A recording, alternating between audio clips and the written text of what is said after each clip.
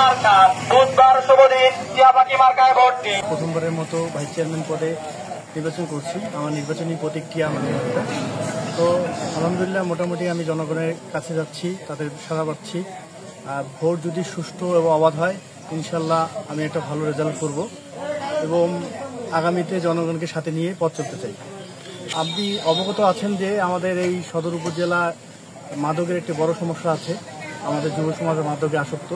তো আমি নির্বাচিত হলে প্রথমে মাদক নিয়ে কাজ করব, যেন আমাদের যুব সমাজ মাদক থেকে দূরে থাকে এবং আমাদের এই সদর উপজেলা ক্রীড়াঙ্গন থেকে পিছিয়ে আছে। আমরা ক্রীড়াঙ্গনে আমাদের যুবকদের এগিয়ে নিতে সহায়তা করব। এছাড়াও আমাদের কর্মসংস্থানের যেহেতু একটি অবহেলিত জেলা, আমরা চাবো এই অবহেলিত জেলাতে কর্মসংস্থানের ব্যবস্থা করে মানুষের জন্য কিছু করার, যেন আমরা অবহেলিত জেলা থেকে আরও উত্তরোত্তর উন্নতি করতে পারি। পরিষদ লালমিয়ার জেলার আমি সাবেক সাধারণ সম্পাদক ছিলাম।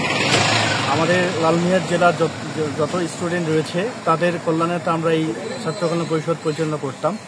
তাদের বিপদে আপদে আমরা পাশে থাকতাম।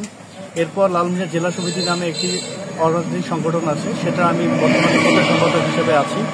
সেই সংগঠন থেকেও আমরা লালমিয়ার জেলার মানুষের সকল বিপদে আপদে পাশে থাকি।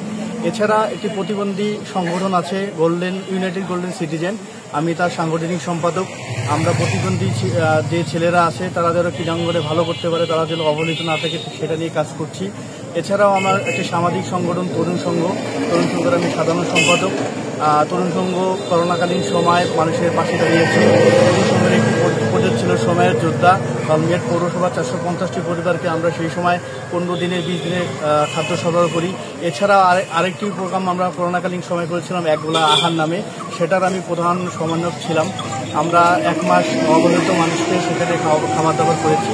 এছাড়াও আমাদের এসএসসি বিএসএ ব্যাচ বন্ধুদের সাথে নিয়ে আমরা বিভিন্ন সময় শীতার্তদের কম্বল বিতরণ ছাড়াও বন্যাকালীন সময় খাদ্য ব্যবস্থা করেছি। উপজেলাবাসীর কাছে অনুরোধ করছি, আমাকে একটিবার সুযোগ দেন আপনাদের সুখে দুঃখে পাশে থাকার জন্য। আপনারা যদি আমাকে সুযোগ দেন আমি আপনাদের সুখে দুঃখে পাশে থাকব।